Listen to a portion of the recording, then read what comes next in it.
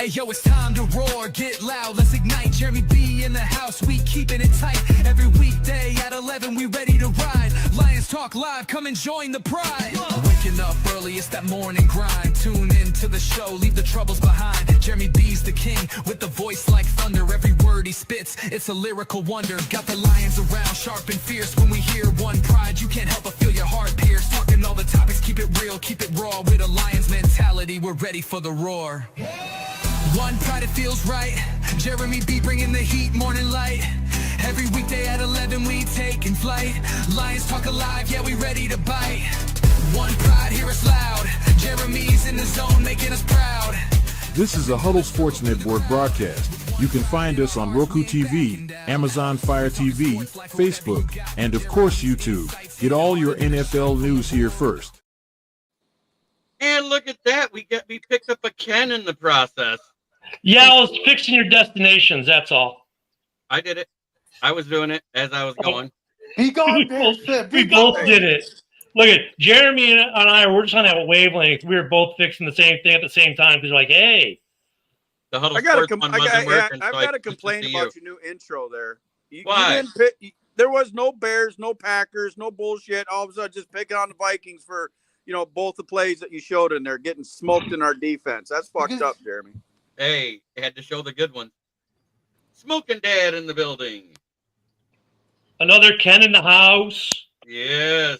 Just waiting for the good soundboard to hook up so we can have it on. Come on, let me get a little real quick while he's doing that.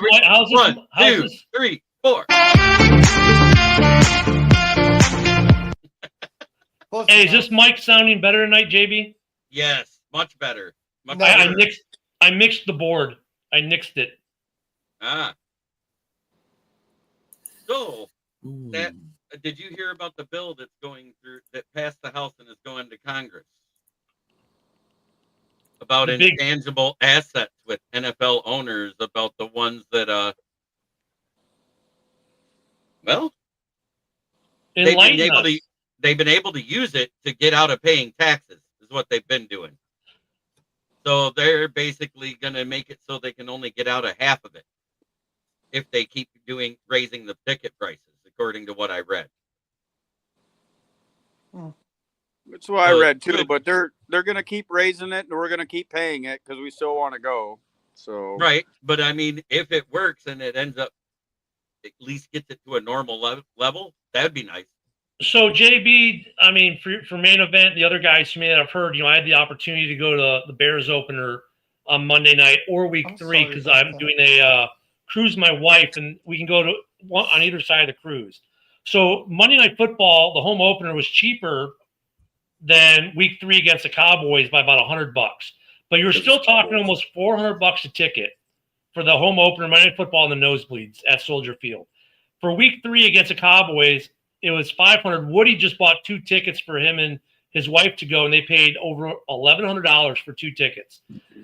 I told my wife, nope, we're going to stay home. I'm not going to fly into Chicago a day early and rush from here at 5. We land at 5:30. You have to be at the stadium by 7:30 for the game, right? And then by the time I get to my seats, it's the second quarter. I'm like, nah. And I'm not going to stay in Chicago for 5 extra days to pay $1,100. I'm like, we'll go home and watch it on the big TV. For the amount of those tickets, even if I say I lived there, for 2 tickets for $800, plus don't forget another $50 to $100 on parking or transportation to the game. So we'll just call it $1,000 day for 2 people minimum.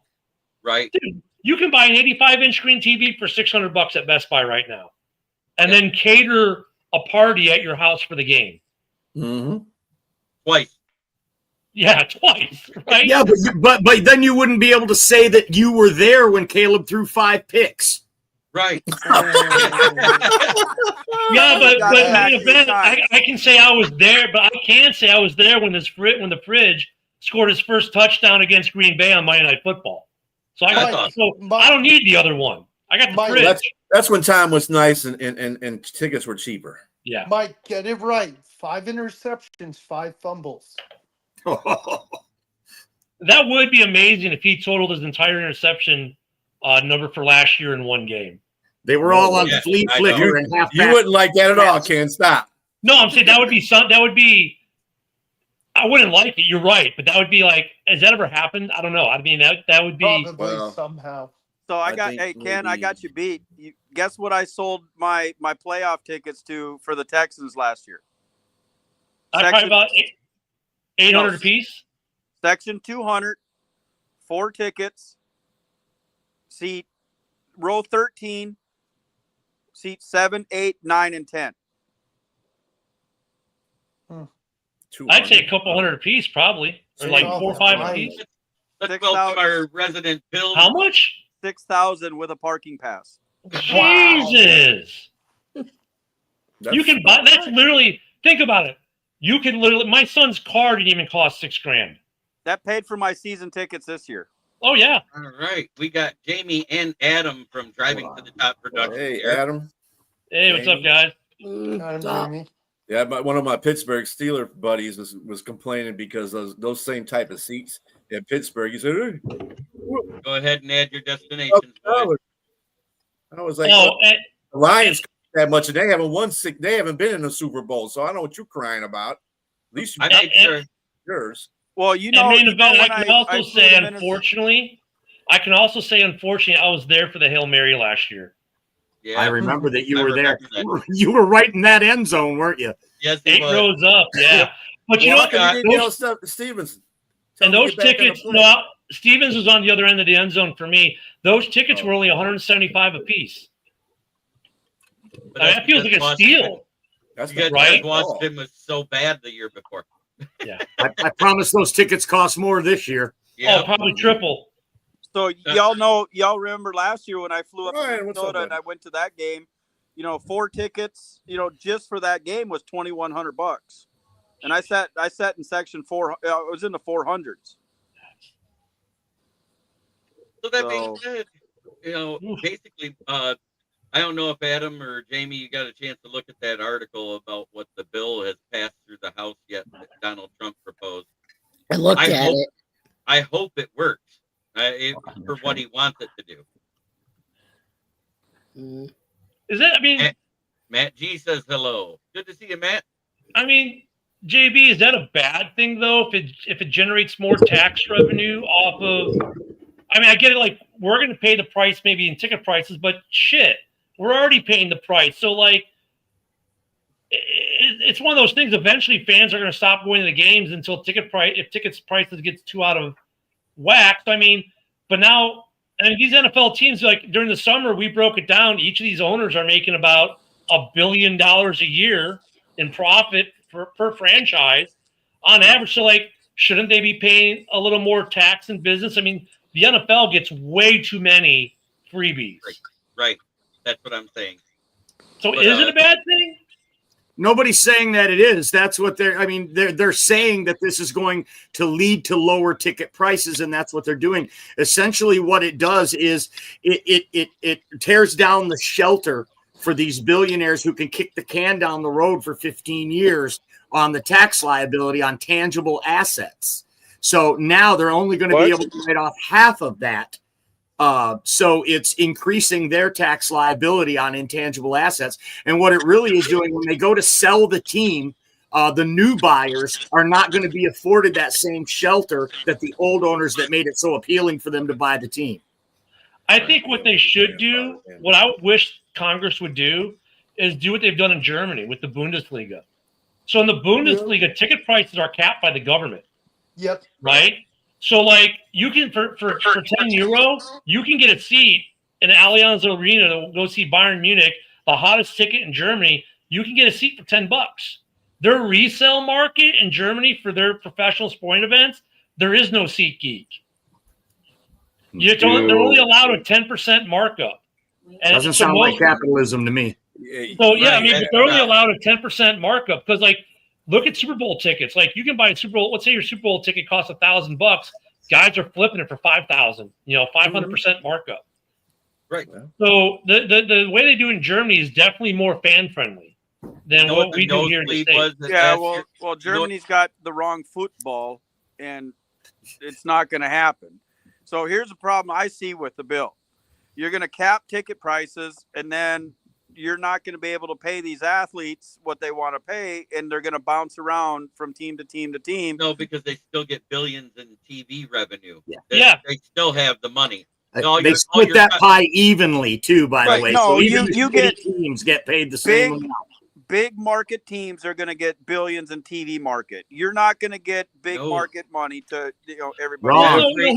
It's a big pie. They divvy it up evenly. Well, no. He is right to a degree though, because like the big market teams do get bigger revenue for their local stuff they do with their local TVs. Sure. Right. So he's got a point there, but to counter his point, the Bundesliga pays big contracts. I mean, look at Harry Kane did not bolt from the Premiership to the Bundesliga because the Bundesliga wasn't paying him.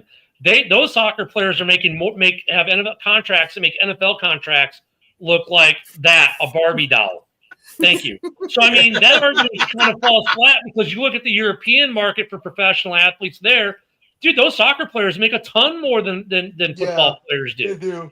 I only put that. You forget what this is. This is America. This is about capitalism all the way. It's about the corporate. I'm surprised Trump even put this bill into effect. Well, the bill for rich people. I mean, I don't think the bill says the cap, rich people. Does it? The bill doesn't cap. I'm saying they should cap. If you want to be more fan friendly. Yeah, the bill doesn't cap the ticket pricing. What he's trying to do is drive the ticket prices down so the average fan can afford to go again. That's the goal of it. And while he's at it, can you please get rid of Fanatics because they ruin the game for fans trying to get sports memorabilia. Yeah, Fanatics is a fucking joke. Yeah, because that helmet that I have that I offered to you for $200 and we could get it brand new for $300. Yeah. You ready for this one? $50. You guys are gonna enjoy this one. There's a guy. So that means I can get it for $100 now? No. There's a guy on Facebook. He's posted it to 3 different rooms in Facebook selling a Caleb Williams unframed jersey with the inscription #1 overall pick, and he's asking $2,000 for this jersey. I heard about that. And if it said "Go Bears," it would be $5,000. So, hey, that's a good one, Will. Will with the points Don't get there. the attaboy there. Yeah, that jersey will probably be worth it, Ken, because I was at a card show in Dallas, Texas, and I watched a guy buy an Ivan Pacheco rookie card before he even stepped foot on the field for $1,900. So literally watched him buy it. But to give you context, when we drafted Fields that year, when Fields was drafted, the first round quarterbacks, their autos were about $250. For about $250, you could get a jersey or a helmet. With Fanatics, with Caleb in Rome and Marvin Harrison, now that he's under contract, they're asking minimum $450. For $450, I can get a Barry Sanders. Right. I'd rather get a Barry. He's proven his chops. He's a Hall of Famer. JB, by the way, LGBTQB1, if it said that, it'd be $10K. I guarantee. If you frame it, Will, maybe. But I mean, I think Fanatics, even Jordan Love was $75 in auto. Now he's signed at Fanatics, is jumping up to $300. It's like, really? That's a good one coming of the night. Okay. You might with that one. I see that the Tigers broke out the brooms today there in San Francisco. Nice. That ain't saying shit because Minnesota swept San Francisco twice. So, hey, you guys did. Hey, you know what's funny is if you look at the record since the Tigers started after the All-Star break, having that historic run to get to the playoffs last year. Do you know that there's only one American League team that has a winning record against them? Really? The Cleveland Guardians or the Indians. 6-3. But here, there's Indians. I'm gonna give your Detroit Tigers a lot of respect right now. Man, fuck Cleveland. AJ Hinch came to Houston, and in year 5, he took them to a World Series. Gross. AJ Hinch is in what year with Detroit? Year 4. 4. Yeah. Year 4. No, he's in year. Is it 4? It's 4. Yeah. Okay, 4. But he's starting out exactly the same way he did in Houston with the Astros. The culture, the team, believing. I'm going to say it right now on the 25th of 28th. June or 28th. of May. Detroit Tigers are going to the World Series this year. Whoa. We love Mike. One thing's for sure, when AJ Hinch gets to the podium on a presser, he is so intelligent. This guy has made me a believer, man. Just listening to him talk about baseball and the ins and outs. I mean, we got the real deal Skip now. Yeah, he's one of the best skippers you'll ever get. And Houston was a bunch of dumbasses for firing him. They did it to save face. Even Alex Cora had to do a 1-year suspension, and Boston never, got rid of him. It was all because of ownership in Houston. They fucked up, and they're stupid. They'll never get back to the World Series. Hey, to give you a different break on football, main event, you may want to chime in, but Kitty Cat Ken on the other show that's on the network, on the TV right now, his new name is Love MVP Incoming. And Rob is clueless and hashtag clueless in Chicago. But more importantly, as Ken said, that Love is going to be the league MVP this year. And that is his username. The Dabs have finally and they're calling the Lions right now live as we speak, the most naive fan base in football, and showing the picture of the guy who had the Super Bowl tattoo, Ken's favorite picture. Yeah, so they're punking out the Lions right now. They always punk out the Lions. While they're saying that Jordan Love will be else they don't do in their network. I mean, I love our network. Hey, who was actually save last place for Green Bay, because that's what they're going to be. Who was fifth in MVP voting last year? Was Goff? It was Goff. So for me, oh God. So for me, Goff. Here's my thing on Goff. Best quarterback in the division. I'll start off with that right now so you guys don't get mad at me. He's the best quarterback in the division right now. My problem with Goff is I don't know with the new OC if he's going to run Goff well like Ben did, right? So that's the concern. The other concern I would have for Goff is when under pressure last year, he was prone to making bad decisions. Yeah. And we saw that same behavior when he was with the Rams. So with Goff, that's my only concern about Goff is, can he make better decisions when under pressure? And is this OC going to be able to run him like Ben ran him? But at the same time, the year before, he was one of the best under pressure. All of his interceptions the year before came off of throws where he had nobody on him. Yeah, but those were against the Bears. Most of those were against the Bears when they pressured him. Jared Goff has the best completion percentage against the blitz of all quarterbacks in the league. Yep. So, I mean, but you see, I have a little bit. But I hear what you're saying. I hear what you're saying. He gets pegged as a game manager, and he has one of the hallmarks of a game manager, which is when things get tough, he can't put the team on his back and do it himself. Right. And that's the tough part. Right. Every freaking year, somebody's got something to say about Goff and what he's not going to be able to do and what makes them nervous. But every year, that team gets better. I'm sorry. Goff is not – he was the issue in the playoff game. I'll give you that. But he's not – he wasn't the issue last year. He was one of the best quarterbacks. I'm getting tired of people saying – No, I agree with you. Goff is only a top 15 quarterback. You get the hell up out of here. He's got better. He's got the most yards since 2018. Besides, he's the best quarterback in the division right now. That's why I let off. He's the best quarterback in the division. He's a top 14 quarterback. He's not a top 14. He's a top. Well, you were bitching about top 15. I gave you a +1, bro. I'm exaggerating the point, though. That's what I'm saying. I say between 6 well, all the Green Bay Packer fans think that. Depending on who you talk to, he's a top 10 guy. He's somewhere in the top 10. It could be as low as 3, as high as 10, depending on who you talk to and what their criteria is, right? Because some guys are going to say, look, Matthew Stafford's still better than him because, Stafford does Stafford things in L.A. Got it. People will say that about Baker. I think Goff is the best in the division. For him, it's like, okay, what's the new OC mean for him? And what's he going to do? Is he going to fold under pressure like he did in the playoffs? Because he did do that. Or can he fix it? And for you guys, I hope he fixes it. I hope that for you guys, that this OC can handle him like Ben Johnson did and put him in a position to excel and not put him in a bad spot. And I don't think he's so much folded in the playoffs. I think he just had a really terrible game. He had a bad game. And really, we scored almost every possession. It just Washington became very clear that our defense wasn't going to be able to stop Jaden Daniels. We went 3 and out in the first possession, and then they proceeded to score on every possession after. And it put the pressure on. And when Amik Robertson's arm got broken, the whole air came right out of us. We went, God, not him too. And at that point, we start pressing. Goff, then the game, that's when everybody says how bad of a game Goff had. And, J-Mo threw an interception because we were pressing because it was obvious that the next time they came out on the field, they were going to score again. Well, Mike, taking that under consideration, though, like the Lions didn't have to press much last year, right? So as long as they don't have to press, I think life is hunky-dory in Detroit. But if the Lions have to press in games, that's where it's going to get really interesting for Jared Goff and this offense. And that's why I don't know about that. You forgot the Houston game when they were down 23 to nothing at the half. They and Goff threw 5 interceptions. And that wasn't even at home. That was on in the first half.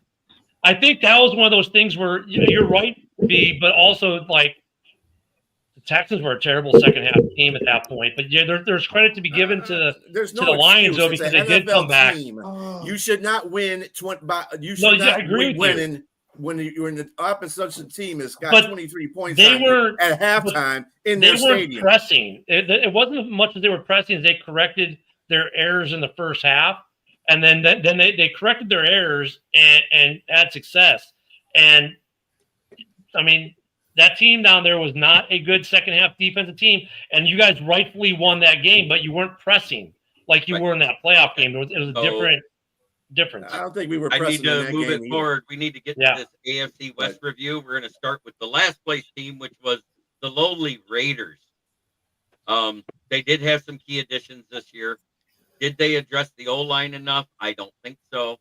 I couldn't get a hold of Joe. I would have liked to have had him here. But what do you think their lowest amount of wins to their most amount of wins would be, main event, Mike? Oh, I think they could win 10 games. I know it sounds ridiculous, but Pete Carroll and Geno Smith. Pete Carroll is the kind of guy that motivates men and raises their play. They could win 10 games. They could also win 6. I think they will at least win 6 games. Brock Bowers, Geno Smith. We know how much Pete Carroll loves to throw to the tight end, and he loves a running game, and Ashton Jeanty might be the real deal. I see him winning at least 6, possibly 10. I agree. Ken?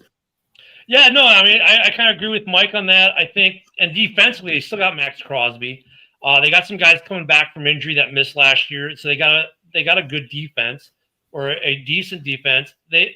I like their coaching change. I think that helps. I don't know if their running back is the guy they think he is that they drafted. There was a reason why a lot of us didn't want our teams to draft Jeanty. But I think I agree with Mike on the totals. I think 5 wins is the basement for them. And they could go as high as 10 wins in that and be competitive in that division. I agree. Jamie, what's your take? I think it's pretty much the same boat. I mean, Raiders last year were 4-13. They struggled. They were dead last in running the ball, and so they hired a head coach with a reputation and a system that he wants you to succeed at and do well, like he did with Seattle. So I think the Raiders are in the boat between, I say, 6 to 9 wins.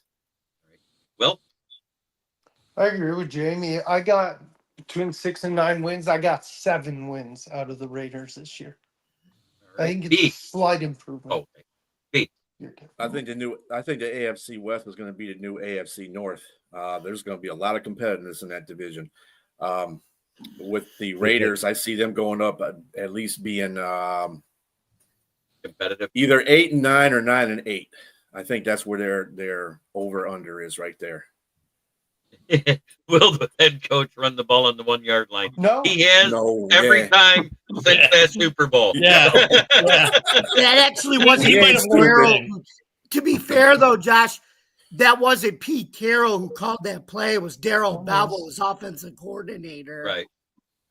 Yeah, but he's everybody. It Yeah, goes but through he's the his head headset, coach. He though. Yeah, takes but the the money. offensive coordinator calls the play, though, not you got to remember. I know he don't, but all calls go through the head coach before they go out in the field. That's right. So Yes. just remember that.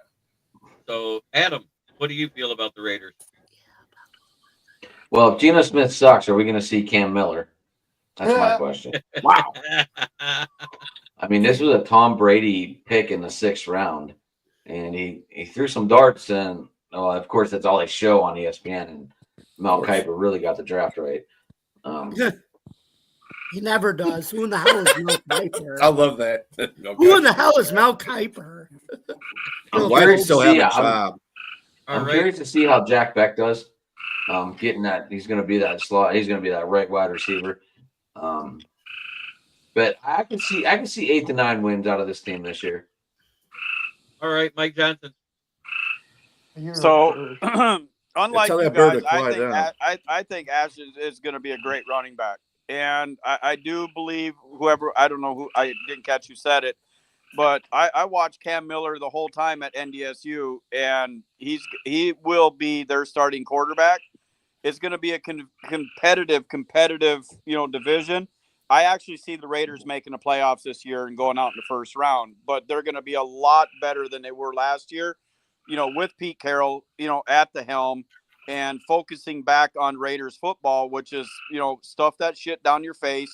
We're going to run the ball, get the run game going. It's going to open up, their passing game. And, I see their basement at 8. I see their max at 12. Dang. I think that's a bird down there by Mike that's chirping. Yeah, No, that's frogs. We've had like 8 inches of I'm rain. going in to the say it last 2 sounds more like a days. frog, Mike. I think he wants to be on the podcast. My dad said it. Sounds Oh, like he a just Packers was. fan in the background chirping. The frog Yeah, made his yeah, they chirp a cameo. lot. There you go.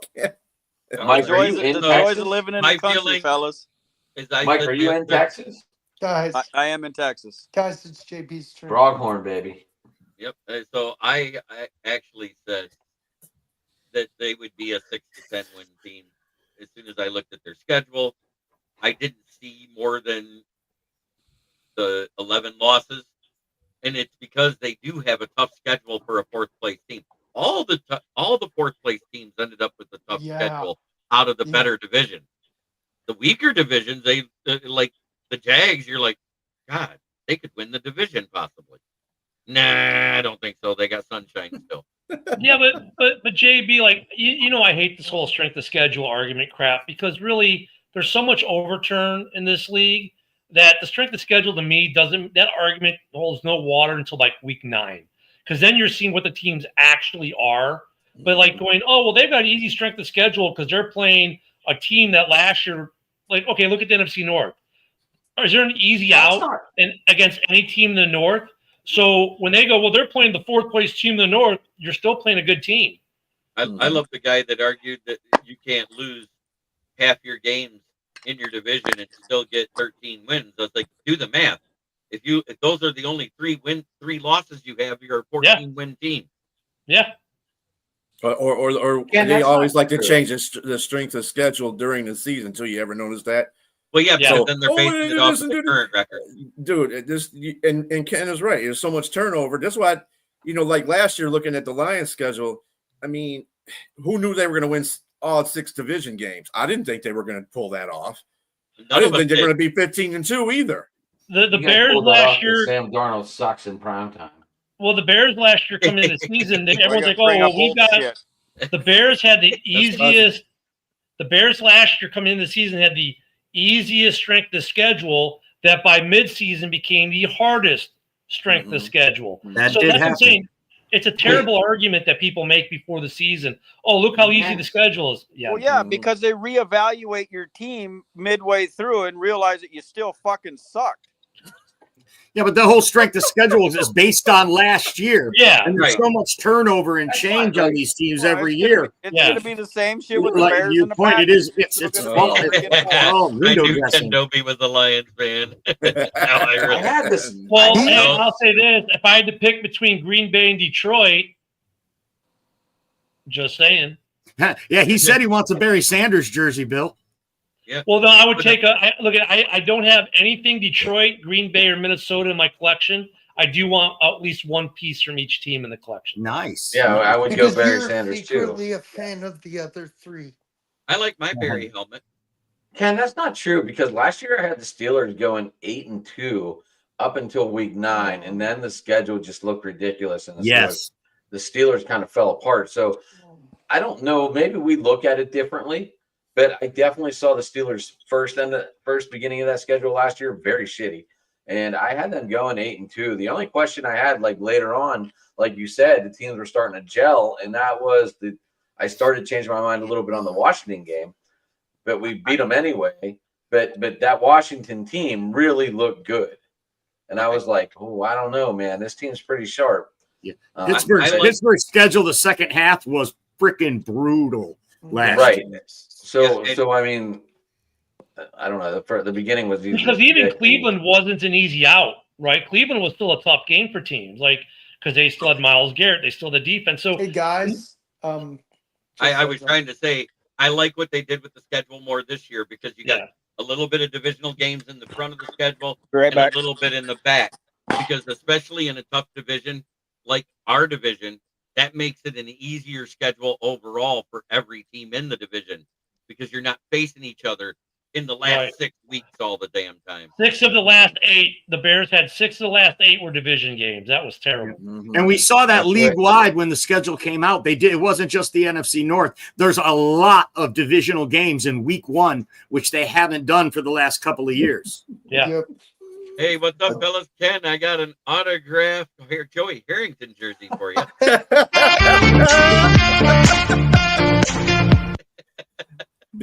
Be it more appropriate with the piano thing, you know. But it's still an autographed jersey, so it'd still be worth having.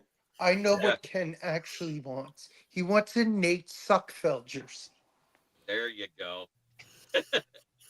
Joey Harrington was ruined by Matt Millen for just drafting receivers year after year in the first round and not giving him an offensive line and building in the trenches. That's what killed Joey Harrington. For sure, Jamie. Good take. He was getting killed back there every game. Yeah. Because I always thought there were games where like I said with Detroit, it looked like he would play well, and then there were other games where the line would just kill him. That's the thing. I remember draft day. I was sitting in the casino. I was in the bar of the casino when they drafted Joey Harrington. I was so happy. I bought the entire bar around. Cost like $380 or something. And boy, in hindsight, was that stupid. Yeah.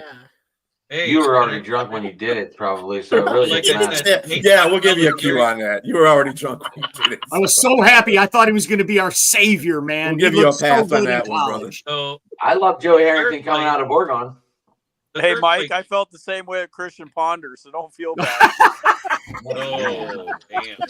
Christian Ponder got him to the playoffs, so All right, so the third place team was the Chargers. Mike Johnson, where do you have them ending up this year? I think their basement is 5. Their ceiling is 8. I don't see them really doing much. I think the whole Harbaugh effect is, just what it is, and I just don't. They didn't do enough in the draft. They didn't do enough in the offseason. They lost Bosa. The running game sucks. Herbert is overhyped, and he's got nobody to throw the ball to. That sounds like an Ohio State take, to tell you the truth. That don't sound like no Charger take. Okay, Adam, what is your take on the Chargers this season? Well, I drafted Trey Harris, if that tells you anything. He might be the only one on this team that gets receiving yards as a rookie. They do have another big ass tight end that should work his way up the depth chart in Gaddison. Hampton should learn a lot from Najee, and maybe Harbaugh will figure out Najee and let him go back to his college days and figure out how to run the guy, because the Steelers couldn't figure him out for nothing. So we might see a little bit of a rebirth in Najee, and I hope we do, because I feel he kind of got wasted here. You got Jalen Warren now, so. But at the same time, we got Caleb Johnson. What are you talking about? Katie from Iowa. He'll be good. At the same time, what I noticed about Najee Harris is when he got drafted is when your old offensive line was still in flux. It wasn't set yet. So he started out rough, but he ended up getting better throughout the season as the O-line started to gel and started to figure out how to play together. And that happened every year because they'd always get new players. They had to learn the system again. And it was the same thing at the beginning of the season every year. Well, they're finally moving Broderick Jones back to left tackle, so that should be a huge boost because now he's back to his real position that he played. But anyway, we're back. We're not on the Steelers today. We are definitely on the Chargers. Chargers, yep. Yep. So how many Chargers. wins? So you said how many wins? I'm going to say 8 to 9. 8 to 9. Okay. Jamie? I actually think the Chargers could challenge. I think the Chargers actually could challenge the Chiefs for that division because you saw what Harbaugh did in his first year, the way he built that team in year one, and they were already competing with Kansas City. Like I said, we'll get to Kansas City later, but I really think that the Chargers can be an improved team in year two. I'm actually going to say 9 wins to 12. Wow. Okay. Will? I'm going to say 7 to 9, and I'm going to say 8 wins. And guys, I know you brought up the rookie wide receiver. You can't forget about Ladd McConkey. He was actually pretty darn good. That guy's always open every time he wants the ball. But go ahead, B. I got 8. I can't understand why they brought back Mike Williams. I think y'all are underestimating Jim Hey, Harbaugh. Because Quentin Johnson is supposed to be Mike Williams, and he's not. You know, Mike Williams is a good addition to. I mean, he knows the system. So the big body, the red zone target. Quentin Johnson's so far been a bust. So you need somebody to fill that position. Right. Yeah, it's Well, years of least. isn't Williams like 38 years old? No. 32. But There's been like 5 Mike Williams in the last 10 years. He'll be 30. He'll be 32, I believe. And it's like there's a lot of Michael Johnsons. It was 84 years ago. There's only one, B. Well, there is another Michael Johnson. He's the Speaker of the House. Oh, That's me, bro. You didn't recognize me? Mike Johnson. Through a beard. All right. You kind of Let's look get like Ken him. Doby. They call him Hey, Mike. let's get Ken Doby State here. Wait, I was waiting for B's take. Can you get the finish his take? Okay. And Mike Williams will be 31 on October Jamie. 4th. Jamie, please. He'll be 31 on October 4th, but go ahead. I got the Chargers between, I believe, like between 11 and 12 wins in that division. I do think, and when we get to them, I'll let you know. But Kansas City is going to take a drop this year. I think are taking that. Kitty Ken. What's up there, What's up, Derek? Kitty Hey there, Ken. mister. I think Jordan Love is going to be the MVP this year, Kitty Ken. Oh, you better fucking believe it. I got a screenshot. I got him winning an MVP too in the toilet bowl as the battle of the two worst teams in the league. But anyway, I think I'm going to agree with. I think I'm going to agree with Jamie and B, and I think main event's going to kind of agree with me. I think that because I've noticed his reactions to some of these takes, I think that really the Chargers are going to challenge for this division. They've answered a lot of questions with the running game. I think they got maybe the best running back in the draft. Some people said Genty, but the kid they drafted, I would have been very happy with in Chicago. I think they've got a team, and they've still got. Get it. Khalil Mack is old, but he's still getting it done. So until he doesn't, he's getting it done. Bosa's still getting it done. I think that team challenges. Bosa's gone. He's not there anymore. Sorry, Bosa's gone. I'm sorry. Yeah, but Derwin James is a stud. Yeah, there we go. Ben, just back to your point real quick. According to a couple of the websites I read, Hampton is in the best position to succeed on his team. Mm-hmm. And I like Omari Hampton. I think they might have gotten the best running back in the draft, possibly. So I just look at their floor being around 7 and their ceiling being about 12. And I think they could really push to win this division. All right. I'm Go going ahead, to Nate. take Kitty Ken's take on Oh. the Raiders if he thinks they're as improved as we do. Oh, I think the Raiders will be a 500 team this year, so that's a hell of an improvement from last year. Yeah, There's no we such all thing as pretty much 500. settled in that 8 to 9 You range. know that, right? Packer now- fans can Well, divide. you know what I 17 by mean, 2. Bistro. That's No, why I they said don't do math, around Mike. 500. 9 and 8, 8 and 9. I got you. That's what I said. So there you go. Hey, Mike, we know Right back. Packer fans can't math. Right. They do Neither math real Bears well. can either. We beat I you wouldn't by talk 2 with the Chicago scores. education system. What are your thoughts So on? what's your take on the Chargers there? What do you think they're 7 Oh, to 10 wins? The Chargers, I'm in full agreement. I really think that they're going to be the ones that end up winning the division there. I think Kansas City took a bit of a step back this past offseason, and now the Chargers kind of seem like they're starting to find their way. Now, granted, this is the Chargers we're talking about, so that they could epically fuck this up, but Not with Harbaugh. gotta Not with stick on not going with with them. Harbaugh's coach, buddy. All It I ain't got to gonna say happen. is they had a point where they were one game away from getting it tied up with the Chiefs, and the Chargers chargered their way out of the playoff. Mm-hmm. Not with Harbaugh. But anyways, that ain't happening. my main event. What's your take? What's your window? I open think the for 'em? Chargers are a 9 and 10 win team. I think Denver's a 9 and 10 win team. Chiefs are a 9 and 10 win team. I think the Raiders will probably come in last with 8 or 9 wins, and that I think they're going to cannibalize each other this year in that division. And 10, 11 wins could win that division. But the Chargers are definitely going to be in that mix. I think Najee Harris is exactly what Jim Harbaugh wants, a tough runner inside the tackles. Look at what J.K. Dobbins and Gus Edwards did last year in Harbaugh's system. And now you add Amari and Hampton and Najee Harris, 2 younger players, 2 healthier players, 2 tougher players. I think they're going to be tough. I'm not a firm believer in Justin Herbert, however. I think he's not the elite top 5 quarterback. So many people put him in that category. He has a barely 50% win percentage his entire career.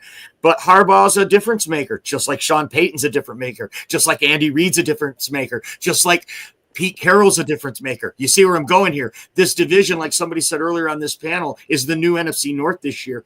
And I think 9 or 10 wins across the board for them. Some of them aren't going to make it. All right. I'm in the 6 to 9 because I don't think they'll get to 10 wins because of Justin Herbert. Thank you. I just don't see him as a quarterback that can put the team on his back. He does it against bad teams and he crumbles against good ones. Yeah, but there's no way a Jim Harbaugh coach team's only going to win 6 games, Jeremy. It's You know possible. Look at his history, bro. Abso-fucking-lutely it is. He had He also one or won. two good He was years also with in the San Super Francisco. Bowl, and he won a championship. So what are you And going to if- say about that, buddy? That Well, many years. Exactly. So anyway, years, bro. He took if San Francisco that in I- 3 years. What are you if talking just- about? Go If cry Justin- about Ryan Michigan- Day some more, Michael. if Justin Herbert was that fucking good, he wouldn't have thrown the pick that set the Jags up. So our old Ryan kicker Day's a could freaking girly but- male. kick the game-winning field goal. Yeah, but wasn't Brandon Staley the coach at that time? Yeah, it was. Doesn't matter. Still Justin Herbert threw the ball.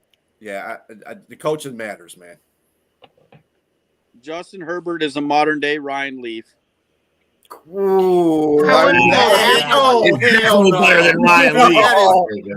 that is the wrongest take on this. On this show. I How wouldn't go about, that how about far. this? I got all 3 quarterbacks in the same group. Sunshine Lawrence, Daniel Jones, and Justin Herbert. None of them have lived up to their first-round billing yet. No. Well, Justin did that in his first year. With phrasing it like that, I'll give you that. But I think Herbert's head and shoulders above the other 2 guys. Exactly. Way. Yeah. By a Way. I don't Right. even have Justin Herbert in the Trevor Lawrence. Oh my, Trevor I Lawrence take is in a Justin category all by Herbert over himself. Trevor Oh, Jim, come on. Hey, I'm they both- gonna Y'all go are there, high, I Jeremy. tell you. I would take Justin Herbert. Well, give me over some St. time, Andrews Bistro. Golf. I wouldn't take Herbert over off right now. Hey guys, I wouldn't got either. I got time for one That's more. Then my wife Okay. needs some help in the house. We are up to the Chiefs.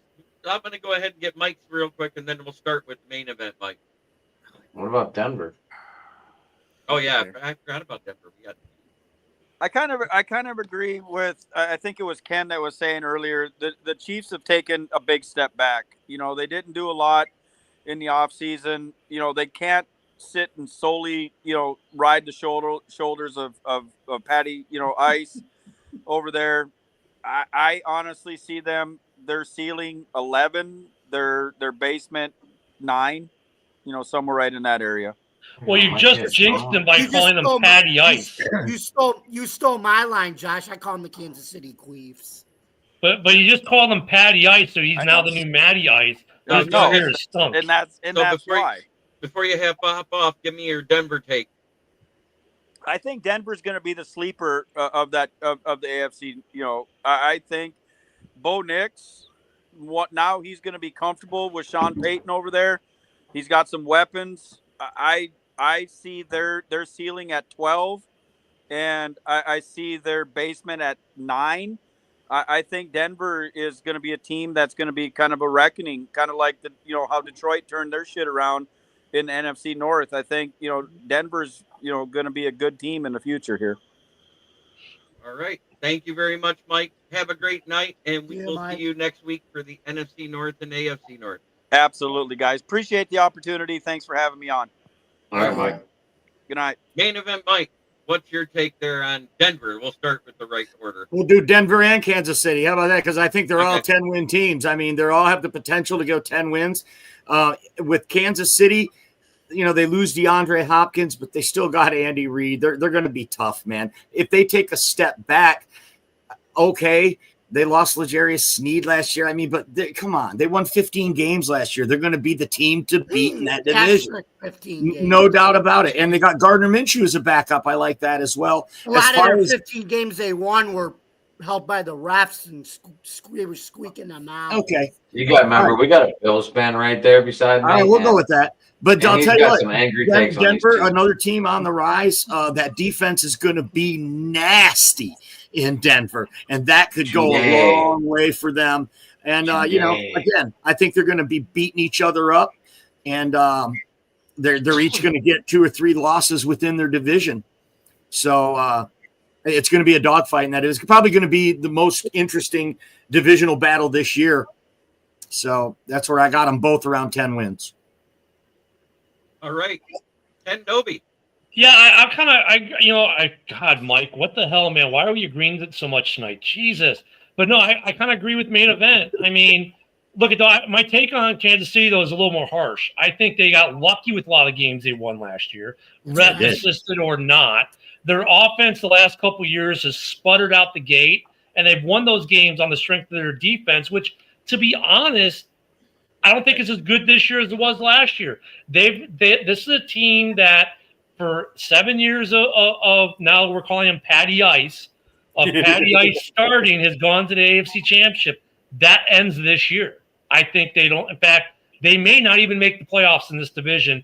And it's interesting because when Mike originally said this could be the new AFC North, he's not wrong. And it wasn't that long ago that the AFC West was the cream of the AFC, and they fell off for a couple years. When it comes to Denver, Bo Nix kind of overachieved last year. That team kind of overachieved a little last year, but they're still set up for success with a coach who knows how to put them in a good position. They will be competitive. I think I agree with Mike's ceilings on this. I just think that really the team, when you look at this division, that could end up being an odd man out, could end up being Kansas City. I think their luck may run out. They've had a lot of luck go their way for 7 years. These other teams have improved a lot. They're going to win a couple games they shouldn't, but I don't think Kansas City and that whatever you're going to want to call them, Kermit, Patty Ice, the Mahomie, just the new discount double check boy, the most valuable double checker, whatever you want to call the kid, I don't think he gets AFC Championship number 8 appearance. I don't think they get that. I think there's one thing we're leaving out too is 2 huge weapons that Mahomes has at his disposal now, but they're hooked to the front of Brittany. Yeah. Well, look at losing Tooney to the Bears was big for them. Huge. That's huge. That was huge. Yeah. And the year before that, they lost a big piece of the offensive line.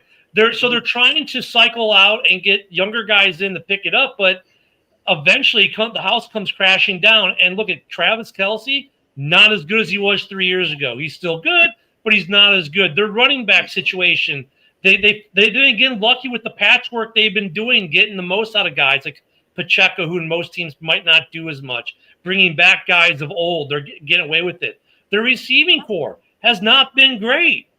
So, I mean, really, if you look at the AFC West, they're the team that has improved the least and probably will slide the most and could even slide out of playoff position with the rest of the way that this division is. And Denver, while they overachieved, they've got a coach like Matt LaFleur for Ken there who knows how to put teams in position and get the most out of the personnel group they've got. And that's why they overachieved.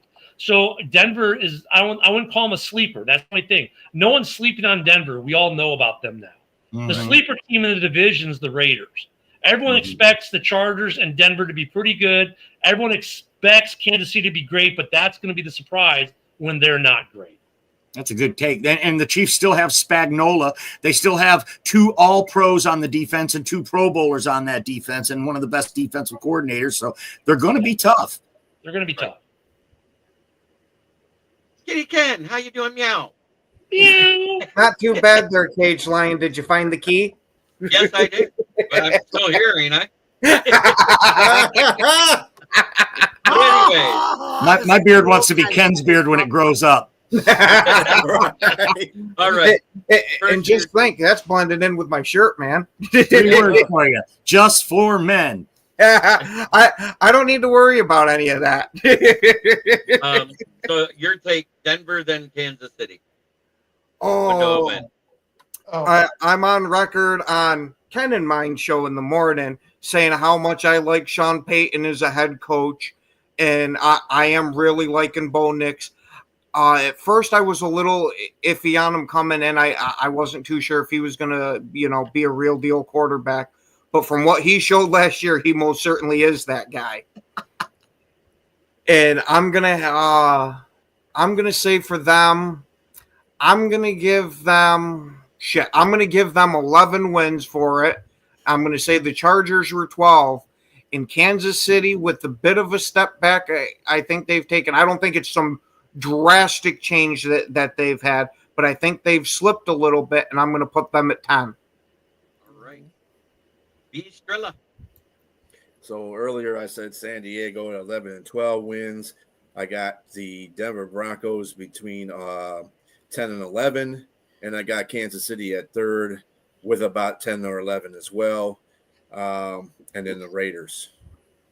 Wow, look at this. Roasty Bear says 14 and 3 for San Diego, 13 and 4 for Kansas. Dang. Denver 9 and 8. If our records come true, there's going to be a lot. This playoff race is going to be fucking unbelievable. Yeah. Not San Diego anymore. All right. Whatever. We know. Technically, there is no team in San Diego, but we get it.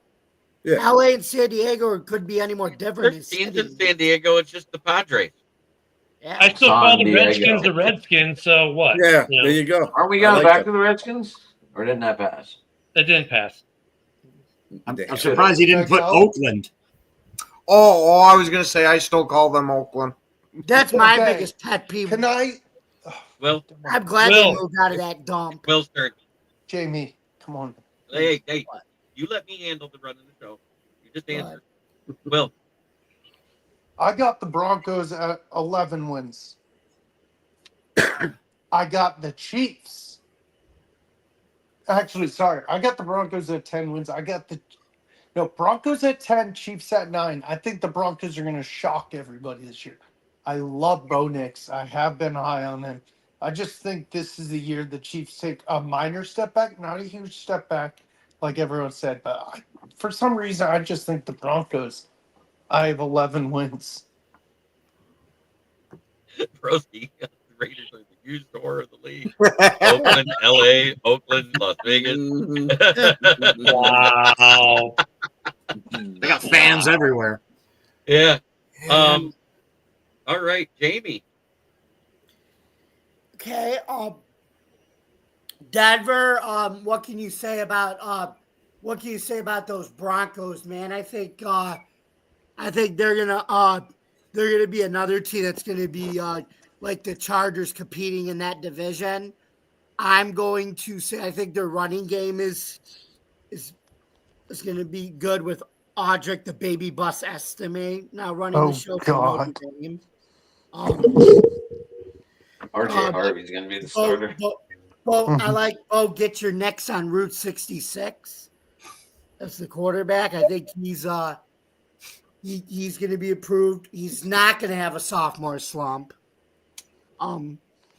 So give me the Broncos. I'm going to say 10, floor 10, ceiling 12. Kansas City, I think we kind of saw last year in the Super Bowl what happens when your luck runs out and when you face a team that can push your way to the top and that's how they beat you. And like I said, I think we've also learned that Kansas City's not the type of team where they could ride the coattails of Mahomes with basically no receiving core. I think we learned that he's not Tom Brady and can actually do well with nothing at receivers. Only Brady or even Josh Allen can only Brady and Josh Allen can do that. But I think the Chiefs are I'm gonna say 9 as my floor. You guys hear my dog snoring. And 11 as a ceiling. Brady had some good receivers, though. Sorry to interrupt, but he had some for good 2 years, and they didn't win the Super Bowl those years. Yeah. No, I'm talking about when he won the. No, I'd say when he won the those 6 years, those six years when. Broski's out one tonight. I love it. I'd rather guess what, Broski Bear. It's also football. There is tush push. It's not pain. But like the thing with Mahomes, though, like if you look at when Mahomes is a couple of big games he's won, it's not the arm, it's his legs, his ability. Look at last year in the playoffs, like the Bills game. Why did they get that touchdown? Because he ran these big 15-yard break-off runs.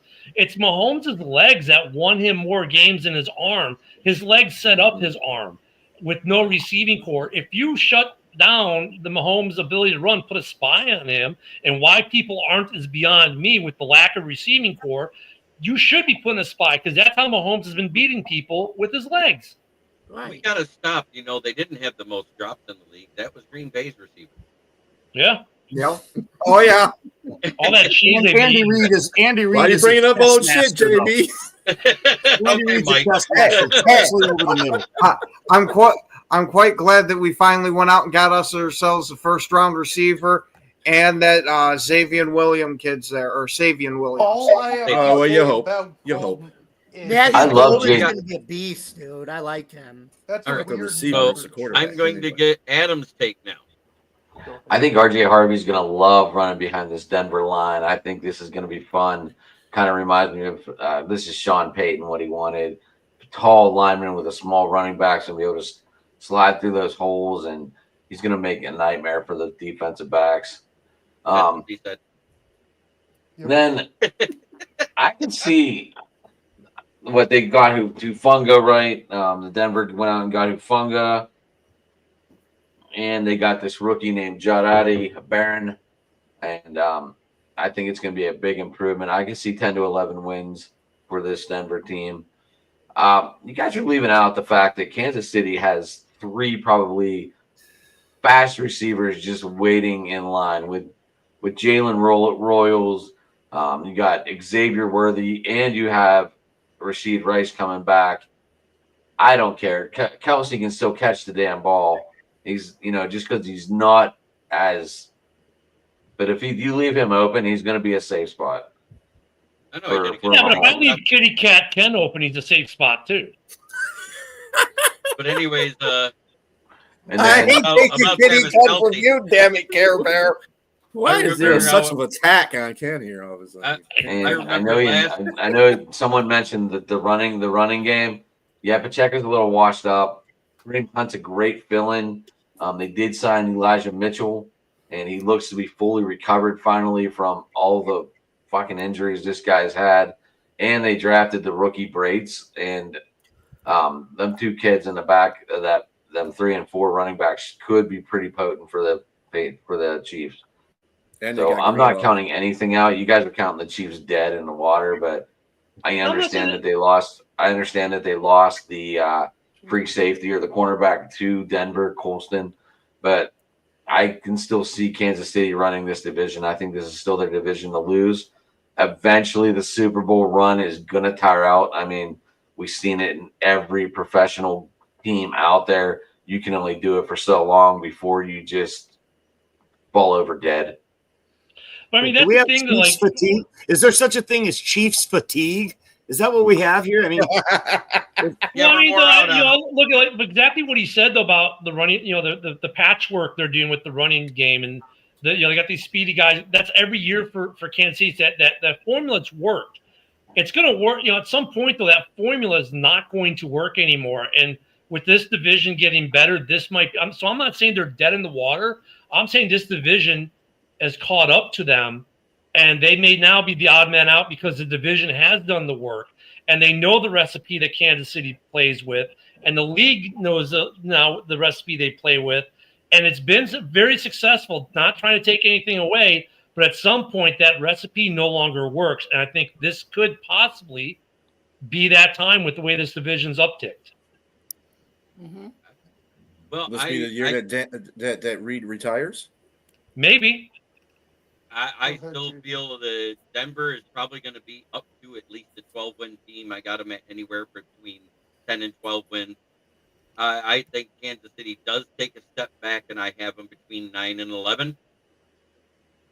And I've still got them hovering right there in the middle.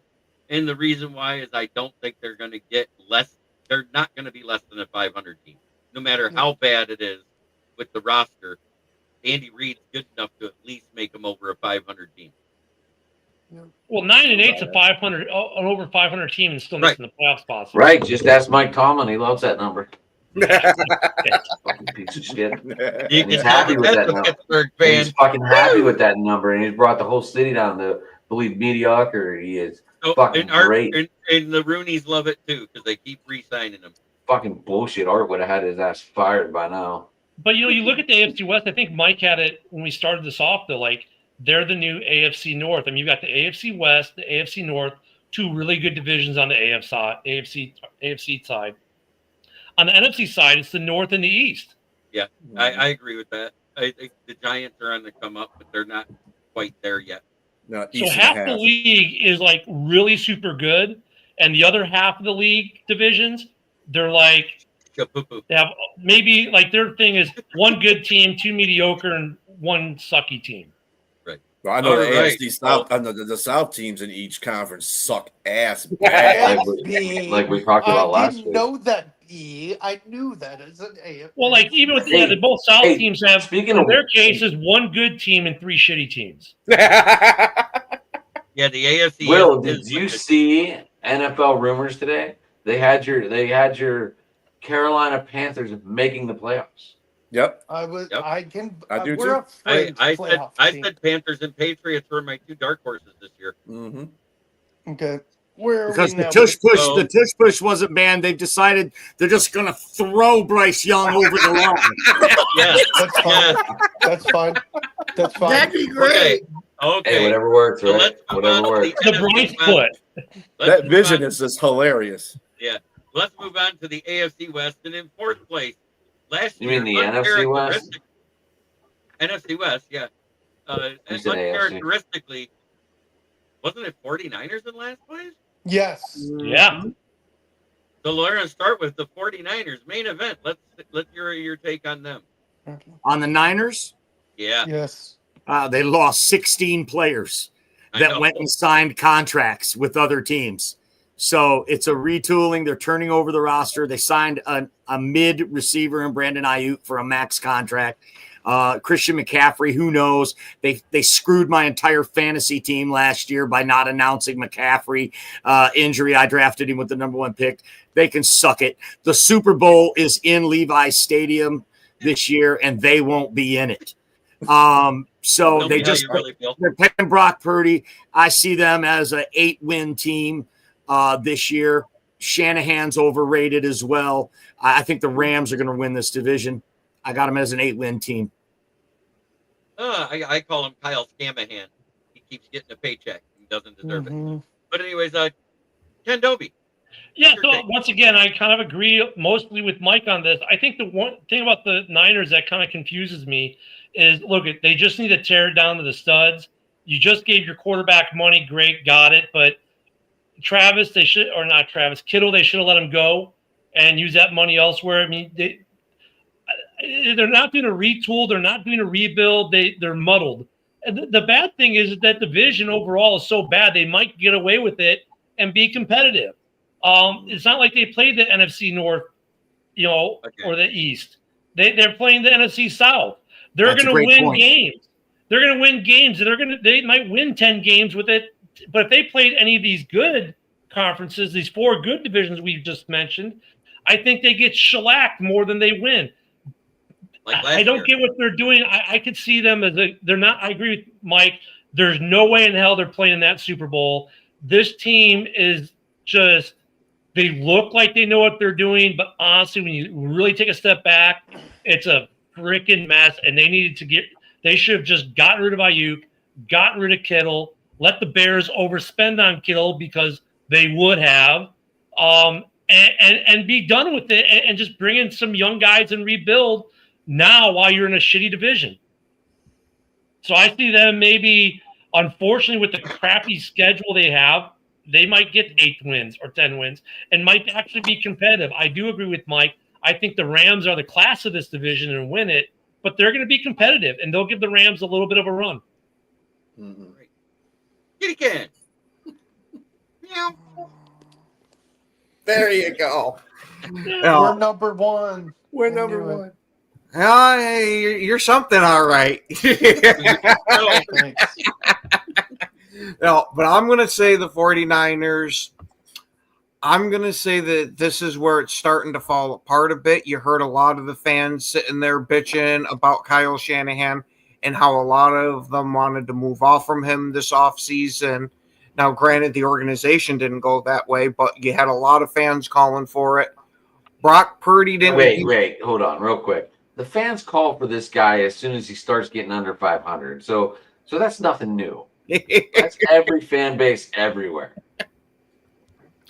No, I go ahead. Sorry. And Brock Purdy, you saw last year how he kind of took a step back with all the injuries that he had, and I think that step back's only going to get worse with the players that they have lost. So I'm gonna put them at 7 wins this year. Will's got to get out of here, so. Will, do you want to get your take on San Francisco before you head out? Yeah, do you want me to do all the teams or just San Fran? Just go ahead and take care of San Fran, unless you want to do them all now. I can rattle them off real quick. I got the 49ers with 8 wins. I got Seattle with 7 wins. Got the Cardinals with 7, and I got the Rams with 10. All right. Wow. Well, thank you very much, Will. And you have a good night, sir. Have a good night, everybody. WVogs 18, that's his channel. Yep, and Sports guys, memorabilia, comic books, all that stuff. Yep, and guys, remember to like the video you're watching and share it out. Thank you. Much love. Have a good night, Will. Guys. See you You Friday. I will. Yep, I'll be there Friday. Oh, wait, I won't be there Friday. I'll see you next Wednesday. Okay. All right. Let's get your Bless take you. on Bless you. Bless you. Thanks. So, yeah, I have to follow a Packer fan who is always bitter against the 49ers, you know. That's because all of his quarterbacks love him and can't beat him. Right. But anyway. I'm going to say that Beat him, ban I'm it. pretty much with most of the majority so far of the panel that San Francisco is going to probably regress in the basement again. I see their top being 8 wins. I think the only reason why they get 8 of those wins in the first place is because they got Saleh as a defensive coordinator, which he's going to, just being a coach is just going to raise that defense up. But their offense is going nowhere. We don't know how long CMC is going to last in the season.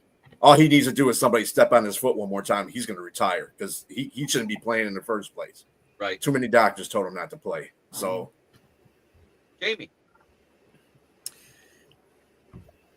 Yeah, I agree. The 49ers are going to be at the bottom, but their defense should do well with Robert Saleh coming back as the defensive coordinator.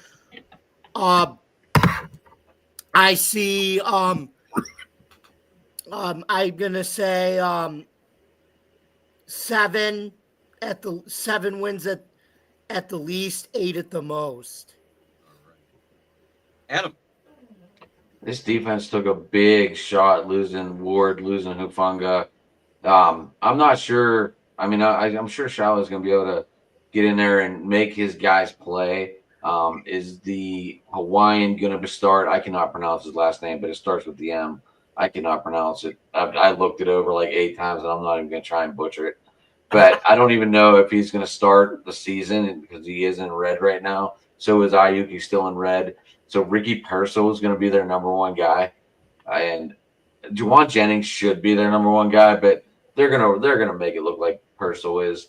Will Isaac Guendo have the rookie follow up like he did last year with McCaffrey going out? I could see 8 to 9 wins. I think this is one of them, another crapshoot division, like we just talked. Like I think who just said they played the South. I forgot who said it. But they play the South. They play the South, so there's a chance they could get 9 to 10 just because of the shitty division. Yeah, I mean that's the lookout thing when we look at this division. They're not playing the NFC North. They're not playing. They're going to play one game, right? Against so the Niners are going to get the Bears. That's going to be a good game for Chicago to win. But the rest of the division always seems to win, don't they?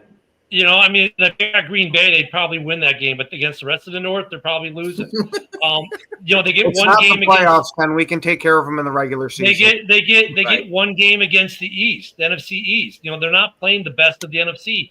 And conversely, for the AFC, besides their division, right, the guys that finished in like position, they are not playing the best 2 divisions in the AFC this year either. So. Or the best division in the AFC. So they've got an easy schedule, does the NFC West, where we're looking at teams that we think might be dog shit, might end up with 10 wins because they're not playing really good teams. Right. And remember, we don't know about the schedule in the first place. Oh, that's a crapshoot because so much changeover. Just remember that. We could talk shit about the South teams from both conferences all the time. But they could they could explode. Yeah. Yeah, there's a chance the 2 teams will be good in the AFC South. That's for sure. I mean, because it's not like the AFC South. Yeah, they've got 2 teams that could be interesting to say the least, and even the NFC South, you've got they're interesting too. Put it that way. Tampa's, I think, the best team there. Atlanta's going to be interesting. Carolina's going to be interesting. I mean, so Skrilla's right. I mean, we look at these divisions and say, oh, but they could blow up all of a sudden. I mean, but then where's the subtraction, right? If we're adding what's dropping off. And I don't see the NFC North dropping off. I don't see the AFC North dropping off. The NFC East isn't showing any signs of it. I mean, so the AFC West is looking like they're the ones taking a step up overall. So where's that drop off coming from? Right. I have a question real quick. Okay. Do you think the Falcons are fucking up by wanting teams to pay almost $20 million for Kirk Cousins? Yeah, Or do you guys think they don't want to get rid of him? I think it's the latter. They've already paid him. They've already paid him the roster bonus. Right. And they're trying to get money back. It's like you either give us something back or forget it. And see, though, on the other side, though, now they can go to the fans, look, we couldn't trade him. Yeah, we made a bad deal with the signing. We know we got it. But low-key, it's like, thank God we couldn't get rid of him because if Penix doesn't work, we still got Cousins. Look at Penix's injury history as well. Yeah. That Cousins is not showing up for OTAs, though. No. Well, I wouldn't if I were him right now either. I wouldn't either. When you're a seasoned vet like that, it's not that big a deal. It's pretty common all over. I'd be doing like Penn. Miles Garrett was sending pictures from Japan the other day during OTA. And Josh's question there is, I've seen that article too, how the Steelers have some interest in Cousins if Rodgers doesn't sign. And so if I'm Atlanta, look, if the Steelers are really that desperate, give me some money. I don't understand that shit. Why Well, I mean, draft Howard? As a Steeler fan, you wouldn't rather have Kirk Cousins if you don't get Aaron Rodgers? Well, I'm okay with Howard and Mason. You'd rather have that than Kirk Cousins or Aaron Rodgers? How good was Kirk Cousins last year with Drake London and Kyle Pitts? Yeah, I mean, look, if you're Atlanta, this is their low-key way of trying to really not trade him, but say they tried to trade him. Right, right. But I mean, how good was he with those two players? Pitts is not a barometer. They weren't very good. Kyle Pitts is not a barometer. I get the 49ers at 6 to 9 wins. I don't think they get 10. They lost too much on defense.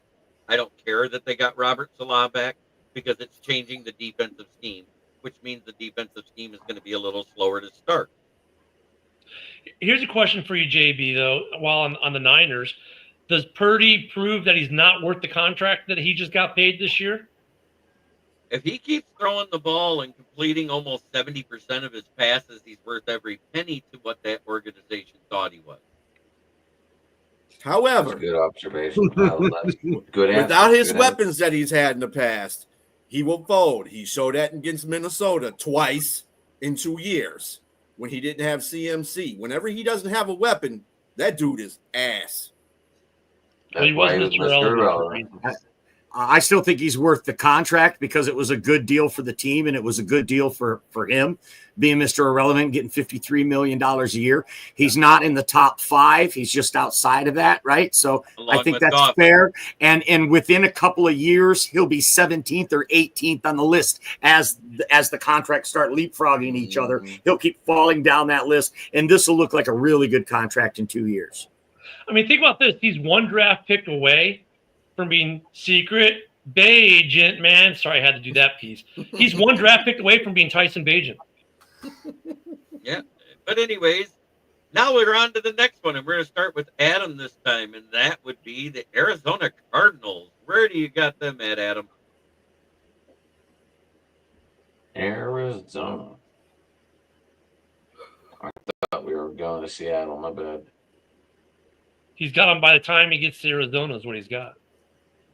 For those who get the song reference. By the time I get Well, they have one rookie starting on defense. They brought in 5 new players, or 4 new players to start now.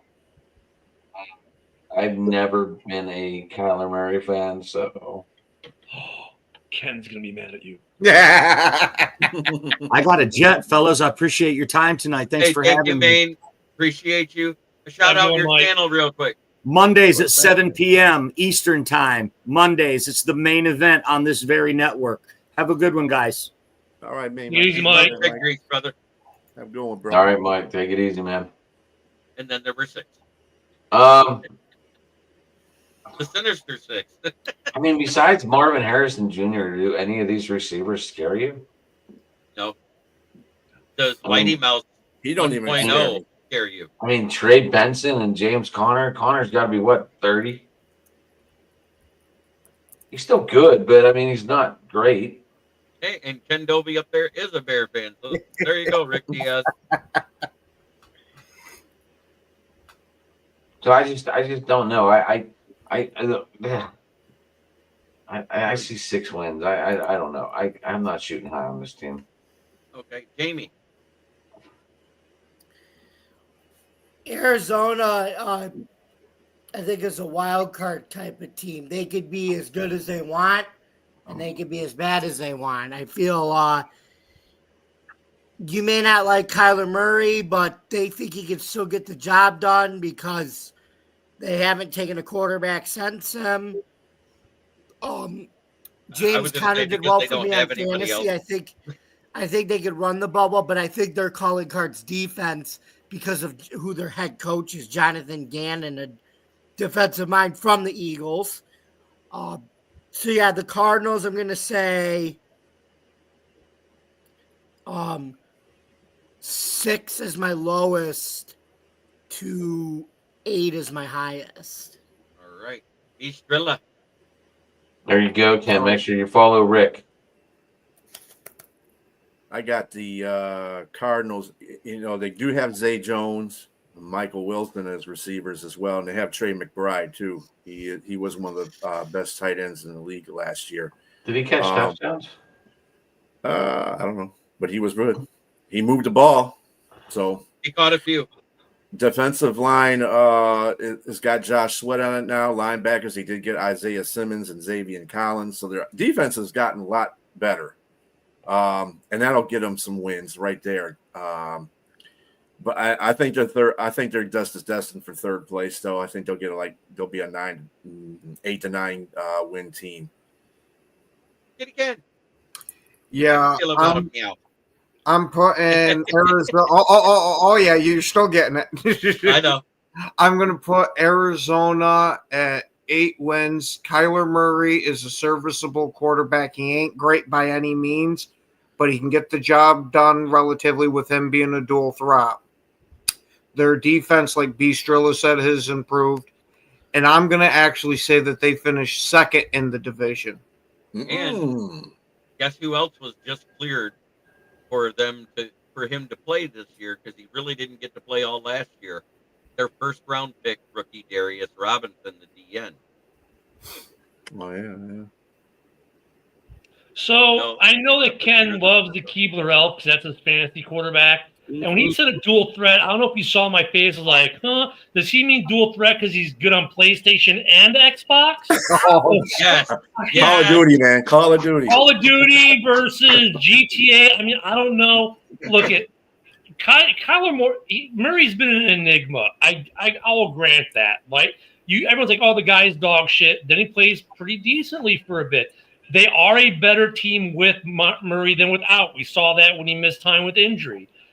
But when I look at their games, like last year, they beat a Bears team that just fired a head coach, had no clue where the football field was, let alone the team they were playing. So, you look at some of their wins last year, they were opportunistic. I don't think they're that good. I agree. The receiving core doesn't scare me. Marvin Harrison has potential to be really good. Kyler Murray, though, can't see him because he can't. He can't see that his guy is wide open. Any of us could stand out there and we block the sun for this kid. I don't have the faith in Arizona. I think Arizona, they're one of these mediocre teams that racks up some good opportunistic wins every year. But when it comes to pushing sub and being a serious contender and getting to the playoffs, they're not it. I see their ceiling at maybe 8. I see them winning 5 to 6. And probably dead last in the division. I have their window of wins from 6 to 9. And that's where I'm at on it. Kyler Murray, you could do with him the same thing everybody threatened with Bryce Young. You don't have the tush push, you have the quarterback toss. Their coach is from the Eagles, by the way. So, right. Well, the defensive coach. Yeah, but still, he was a part of that. But I mean, you don't know him very well, Rick. You look at there you go. Look at would anyone on this panel, if Arizona was on your schedule, go, oh yeah, we need to worry about that game. No, last year I did. Panel is a Bills fan. Everyone on that panel is like, we're winning that game. Week 1 as a Bills fan, I was actually nervous about that game, and we had to come back to beat them at home. All right. Week 1 I'm worried about every fucking game. Next up, we have the second place team in the division, which was the surprise to everybody because everybody expected them to fall off last year. It was the Sea Chickens. So the Sea Chickens, I think, are what they are. I think they'll kind of sit. I don't see much change for them. I think they're going to be in second place to the Rams. They're going to be competitive. The interesting thing about Seattle last year, 12th man last year was the first year was not a factor. Correct me if I'm wrong, but weren't they better on the road than they were at home last year? Which was the irony of Seattle last year. The 12th man. I know that it was the exact same thing with the Cowboys last year too. Yeah. Remember, on the road, I think they were 6-2, and at home they were 2-6. So I don't get the 12th man thing is gone for me. They're going to be. Stadium is still cool to be at. I think they'll finish second in that division. Schedule is going to play favorably for them. Within the division, I think they're going to beat Arizona both times. They'll probably lose both times to the Rams and split with San Francisco. So, I mean, that's why I think they're the second place team in that division. All right. Kitty Ken. Yeah, I absolutely don't believe in the Seattle Seahawks whatsoever this year. Their offensive line is not great. They have Sam Darnold as quarterback. You see what happens when Sam Darnold does not have great protection for him. You start to see the Jets and Panthers, Darnold. I think they finish Give me 6 wins for them.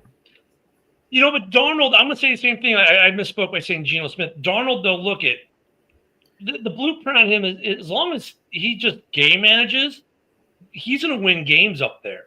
That's what he did in Minnesota. He game managed. If he can game manage Seattle and not try to create offensive scores, not try to create superstar plays, just do what he was good at last year, he's going to be fine. But at the same time, don't forget they lost DK Metcalf and Tyler Lockett this year, which was 66% of their receivers. You know who's like, they're waiting to call, right? Aaron Rodgers, because MVS is there. All right, B, it's your turn. Give us your shout about Seattle Sea Chicken. Well, obviously, Seattle has enough faith in Sam Darnold because they traded away the other Sam to Minnesota. And they did get Gray Zabel as offensive lineman. And then for added protection, they decided to draft Jalen Milroe. Everybody forgets about that draft pick. So just remember that that guy's waiting in the wings. Dude, and forgot about Drew Lock. If Drew Lock's a giant ass. No, he ain't. No, he's not. Drew He Lock's sucks been a ass giant anyway. last year. No, he's on Seattle. Not this year. He's on Oh, they Seattle. signed him back. He's back in Seattle, baby. Yeah, he sucks though. But anyway, the Jalen Milroe should be him out. He's ass. But anyway, I'm just saying that if Sam Darnold goes on a wrong side of wins and losses, I think it's going to be Milroe that's going to take his spot. No, that might be better for the offense because he'll be not a game manager. He's going to be one taking it downtown, and he's got wheels. So it's kind of like having Geno back in the lineup or Russell Wilson, because that's what kind of quarterback he is. I'm not saying he's as good as them. I'm just saying that's what kind of quarterback he is. So I'm like Ken. I got them in second place. I think they're going to win more games than they lose, and that'll be good enough for second place in that division. Yeah, Jamie. Yeah, I have faith in the Seahawks winning games with Darnold, but like I said,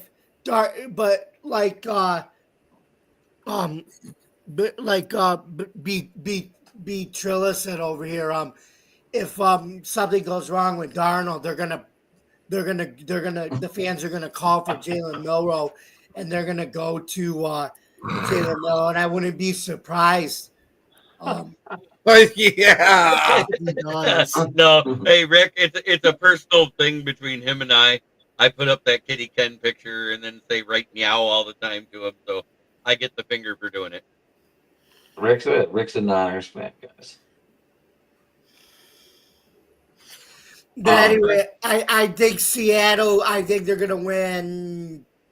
Let's see. I got 8-10.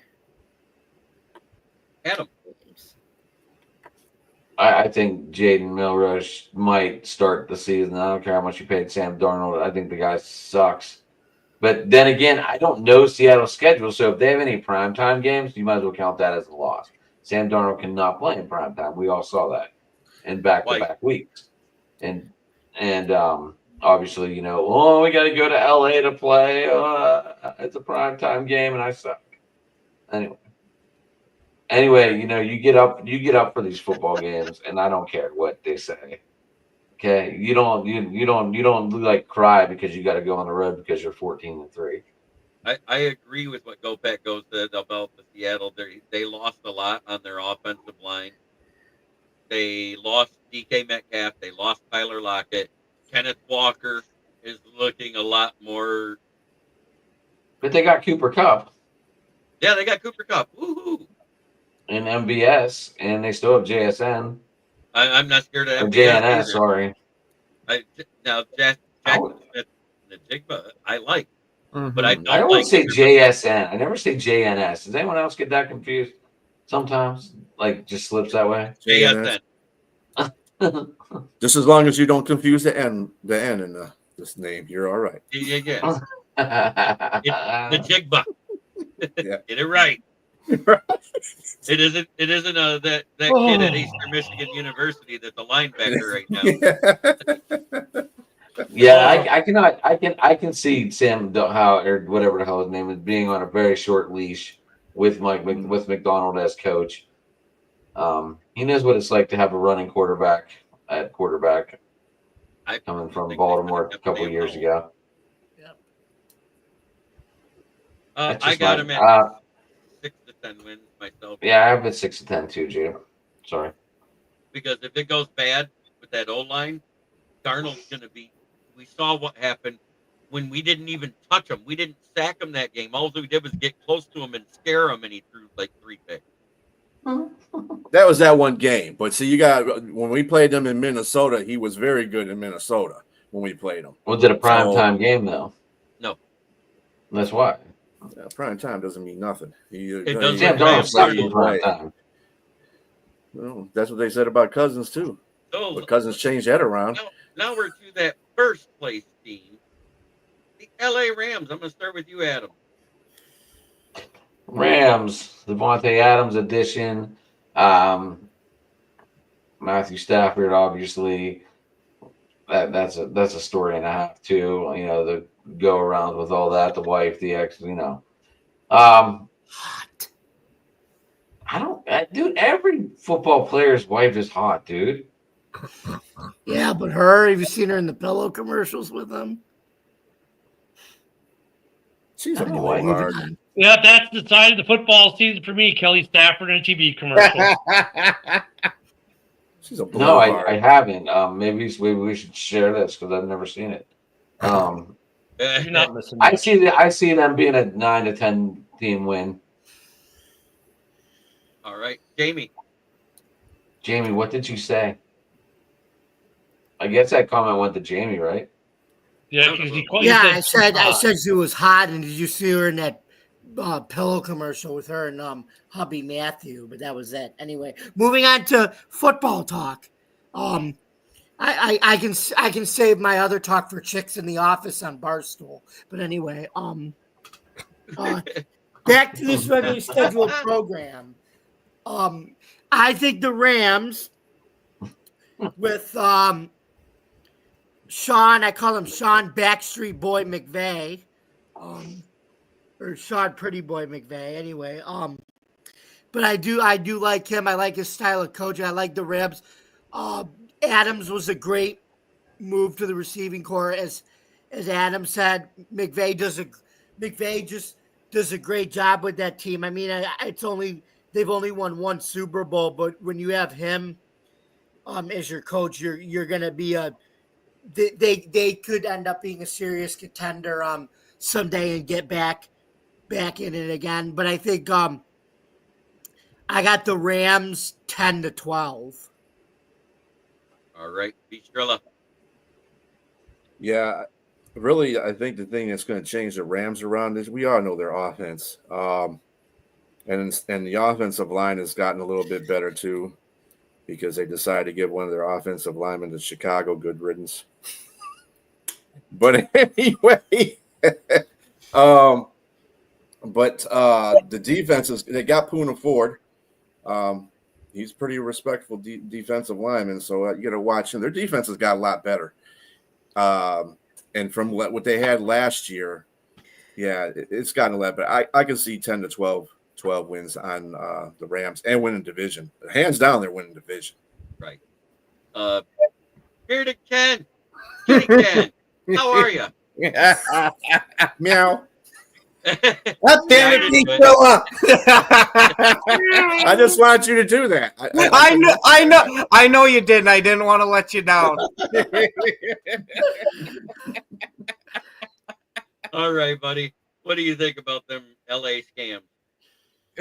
I'm gonna say the Rams, since they're playing the weak divisions that they are, and the additions that they've made, I'm gonna give them shit. I will give them 13 wins for this season. Ooh. All right. Yeah. Ken the Bear fan. It's up to you now. I don't know if Rick's talking to me or not in the comments there. Yeah, but, he is. Okay. Okay, whatever. No one's crying, but anywho, look in this division. There's only one quarterback that does. When you say his name, you're like, he can do things to win a game by himself, and that's Matthew Stafford. Stafford can do Stafford things. He keeps teams. You see, last year, are they going to win? Well, if Stafford does Stafford things, then yeah, Stafford win games. You don't say that about the Keebler Elf. You don't say that about the Ginger Jesus, and you don't say that about, oh, who's the other quarterback now? Yeah, exactly. Purdy, Mr. Irrelevant. No, it's Matthew Stafford's division, and everyone else is trying to catch him. And you add Devontae, and say what you want. I think Devontae thrives with him. They get rid of Cooper Kupp and bring in Devontae Adams. Great trade if I'm a Rams fan. The Rams are the team in this division with the what we're perceiving as a weak schedule. 13 wins, not outside that realm of possibility for him, because Stafford might be able to do that by himself. It's just I don't see anyone beating him. Stafford is just he will will this team to victory, and the thing is he does not get the support outside Detroit that he should get. Detroit fans know Stafford, and they know Stafford's the reason why they're even remotely close to being relevant in any season. He's produced 2 Hall of Fame players right at wide receiver. Well, one, Megatron. But he's had a couple other guys. He's pushed their value way up that they got big contracts elsewhere. He is a true franchise quarterback. He's the only true franchise quarterback in this division. Period. Show up, top 10 in the NFC. And Devontae will be happy because he'll actually be playing with a real quarterback. Yes. And the McVay stuff, I like. McVay is a good coach. His coaching tree may not have a lot of success, but McVay does good things. The Rams are going to be the team that you have to beat. And look at last year, even the playoffs. Oh, we got to play the Rams. Not an easy out. Right? The Rams are the only team in the West who are competitive against the NFC North, who are competitive against the NFC East. They could beat anyone in the NFC South. I'd love to see Baker and Stafford go at it, because those are 2 guys. So I'm going to loop in Baker here. When Baker can do Baker things like Stafford can do Stafford things, those are the only 2 quarterbacks, not in the North and the East, that can compete in the North and East this year. So I give this division to the Rams hands down. I would say their floor is about 9, their ceiling is about 13. And I have their floor at 10 and the top at 13. They got better on the offensive line. They got better on the defense. And they added Devontae Adams to replace Cooper Kupp. There's no drop-off of talent there. I think Cooper Kupp is a little better of an all-around receiver, but Adams is a better playmaker. Yeah. Does that make sense how I worded it? And JB, they got Puka. Puka kind of picks up the slack where Kupp Kupp and Puka were kind of somewhat the same. And Devontae now gives you something different. Devontae, you can literally throw the ball up and he'll just go get it. You didn't get that with Kupp. You don't get that really with Puka as much. Devontae adds another depth that you didn't have with Kupp. And I have their floor at 10 and their ceiling at 13 because of the weak division that they play in this one. Yeah, Adams takes the top off the defense. That's what's good about him. Yeah. I mean, and I don't see them losing a game in this division, really, almost. No. I mean, it's going to be really hard to beat them in this division. I don't think. The only place where they struggle is in Arizona. I don't know why, but they struggle at Arizona. They have not been able to sweep the division. It's 5-1 every time. They'll sweep the other two and split with Arizona. And I don't get it. It's kind of one of those things. Why? They're not that damn good. Well, it's like the Packers playing the 49ers. I hate to break it up. Sorry, Ken. But it's like the Packers playing the Niners in the playoffs. Or like when the Packers play the Bears. Go. Let me go. You didn't have to go very far for it. Let me go positive for Ken. Or it's like the Packers playing the Cowboys ever. They just have their number. Right. Like the Packers are legit undefeated in AT&T. Right. Ken's over there catching strays. I know, right? But I mean, you know what I love? I'm used to it for being the top of the division for so long. I just realized looking at the screen that this is so perfect because the 49ers are on top of 10. That was earned, damn it. Why do you gotta break my heart, JB? But I want to say thank you to the guys that were here and had to leave. Main Event Mike Johnson, and Will Vogel. I want to say thank you to each one of my guests. Ken from Ken and Ken in the Morning, and Ken from Ken and Ken in the Morning. Imagine that. I know, right? And of course, we got Adam and Jamie Malloy from Driving to the Top Productions. They do a lot of stuff. Jamie also writes for Forkball, right? Is that the name of the website? And yes, and StadiumRant.com. And StadiumRant.com. And Bistrilla with his one ass cheek and 3 toes hanging out. That's right. 4 o'clock. He's gonna get arrested for indecent exposure one of these days. So we're gonna bail him out. Now it's time for my favorite part of the show, and B loves it too, where we have to talk about our favorite sponsors. We're going to start from the bottom because Ken's here. Yeah. Fuck the Bears. He's at the top of the thing, but he gets the bottom. And of course, FDP. I can get behind that one. That's a good one. Yeah, you're usually behind. And Minnesota can go get Skull Bug. And they will in week 1. But what, Skull that's Bug? my fun part of the show that I do all the time, and it's just to have fun talking about our rivals. They do it on their shows. I might as well do it on mine. Yo, what? So don't even, liar. What have we learned? Try every day to be a better person than you were the day before. And that's the only way to make the world a better place. It starts right here. Much love to everybody in the chat. Thank you, Go Pack Go. Thank you, Rick Diaz. Rick Diaz. No, we're not talking shit, buddy. But next week we are doing the AFC and NFC North divisions. That's going to make Adam happy. He can talk about his middling Pittsburgh Steelers. Sure. The terrible towel is terrible for a reason this year. But tune in next week, and also why don't you stomp on it for me, Ken, so you can just get your bad luck out of the way. Hey, Ken, if you want to do that, I will send you a terrible towel. No, that's okay. I don't want the post office app to be decontaminated. Have a great night, everybody.